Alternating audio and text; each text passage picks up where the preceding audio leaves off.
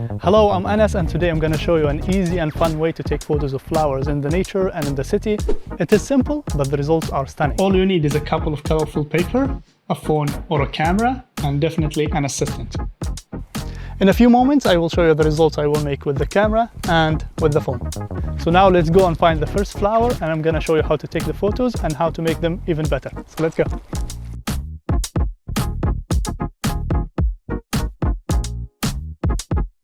So we have found our first flower. I'm going to use that to show you the method.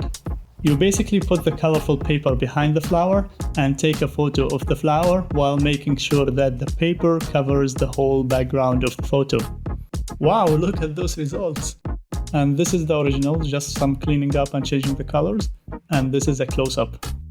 Now I'm trying to take the same photo with the phone. I have to get closer. And these are the results. It's not bad. To get these results and even better, listen to the following tips. The first tip is try to zoom in. Wide lenses have a wide view and make it hard to cover the background with the whole paper, and zooming in gives you a narrow view, and that makes it easy to cover the background with the paper. The second tip is about the light and the shadows. You can get a bright background if you make the sun hit the whole paper. That makes it bright, like in this case. Look at these results. And as always, a close-up. And you can get a darker background if you put shadow on that paper. And in this case, we also covered some flowers in the background to make the one in the front pop out. Let's take the same photo with the phone. Here I took the same photo twice, once with the wide lens and one zoomed in. The one with the wide lens is harder, as I explained earlier. And you can also decide to put everything in the shadow, like in this case, the flower and the background both are in the shadow. And that gives you soft light and soft shadows, like you see here in this photo. A close-up. And let's take the same photo with the phone. This was easier to take with the phone because it's a large flower.